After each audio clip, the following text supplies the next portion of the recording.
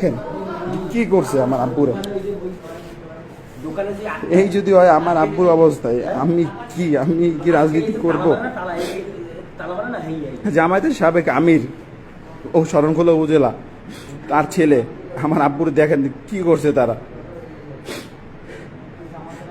ছেলের সামনে বাপের অবস্থা যদি এরকম হয়, এর থেকে লজ্জার কিছু নাই আমার কাছে। আর আমার গলায় দড়ি দেওয়া উচিত, এই রাজনীতি আমার করার দরকার নাই। এই যে এই জামাতের আমিরের ছেলে যদি একটা ছবি দেখাইতে পারে, আমি লাইভে চ্যালেঞ্জ করলাম যে দুর্দিন একটা বিএনপি করছে, যা প্রোগ্রামে গেছে, তাহলে আমি বিএনপি করব না, আমি বিএনপি থেকে পদত্যাগ করব যদি একটা ছবি সে দেখাইতে পারে। দেখেন আমার আব্বু কেমন লোক, এই অত্র শরণখোলা জানে যে আমার আব্বু কেমন লোক। আমার আব্বু জীবনে কোনোদিন কারোর সাথে কোনো টাটু খারাপ ব্যবহারও করে নাই, এমনকি গায়ে হাত তো দূরের কথা। আমার আব্বু কোনোদিন কারোর সাথে ঝগড়া বাজায় না, এমনকি আমাদেরকে যারা কুপাইছে তাদেরকেও সে মারতে দেয় না। আমার আব্বু এরকম লোক। এখন তার অবস্থায় যদি এই অবস্থা করে জামাতের লোকজন, তাহলে আমার আর রাজনীতি করা কিছুই নাই। এই জামাতের পক্ষে আমি ফেসবুকে স্ট্যাটাস দিই, তাদের পক্ষে দিয়ে কিন্তু আজকে তো জামাতের চরিত্র আজকে দেখা হয়ে গেল যে এরা কি। এই হলো জামাত। তারপর আমি আমার বাপের মারছে, আমি যাইতে পারি না সেখানে সে আইসে আমার বলে চাঁদাবাজি করতে আসতো এই জায়গায় আইসে, আবার আমার রড দিয়ে পিটাইতে যায়। এবং আমার আম্মুরে শ্লীলতাহানি করছে এই জামাতের লোকজন এবং তার ভাই।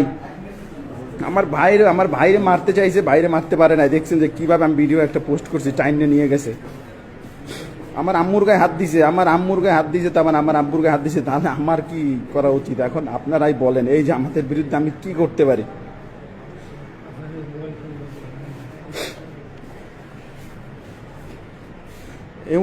উনি এই যে বিএনপির নাম, যে ওনার বাপ হলো জামায়াতের সাবেক আমির শরণখোলা উপজেলার।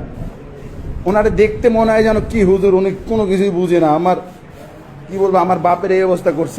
আওয়ামী লীগ থাকতে তো আমার বাপের গায়ে এরকম কেউ হাত দেওয়ার সাহস করে নাই। এখন যদি এই জামাতের লোকজন যদি এইভাবে আমাদেরকে হাত দেয় বা আমার বাপের গায়ে মারে, তাহলে আর কিছু করার নাই।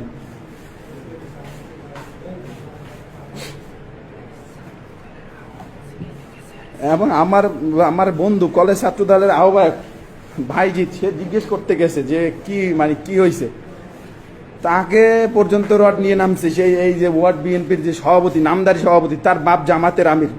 সে জামাতে থাকলে তো সে আমাদেরকে চাঁদাবাজ ট্যাগ দিয়ে সে আমাদেরকে মারতে আসছে। মানে বিএনপি মানি এরা চাঁদাবাজ মনে করে। আমরা শরণখোলাবাসী বলতে পারবে যে যদি আমরা একটা কোথাও চাঁদাবাজি বা কোনো খারাপ কাজের সাথে জড়িত থাকি, তাহলে রাজনীতি করব না। সে আমাদেরকেই সে চাঁদাবাজ বলে আর কি সেই ট্যাগটা দিয়ে আমাদের উপর নির্যাতন করতে চাইছে। এখন আমার বাপের অবস্থা যদি এরকম করে, তাহলে আমি কি করতে পারি বলেন? এই হলো যে আমাদের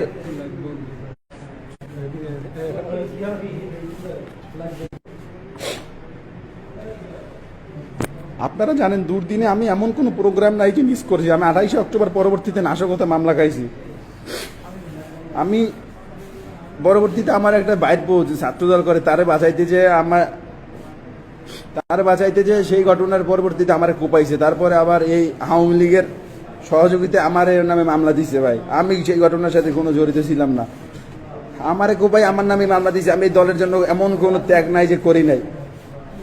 এই 5 তারিখের পরে এসে এই যে খোকন খানের মতো চাঁদাবাজ আমার বাপের গায়ে যদি আজকে হাত দেয়, তাহলে রাজনীতিটা করবে কি বলেন? দেখেন আমার আব্বুর অবস্থা করছি কি দেখেন। নিজের ছেলের সামনে যদি বাপের এইরকম অবস্থা করে, তাহলে আমি কি করতে পারি?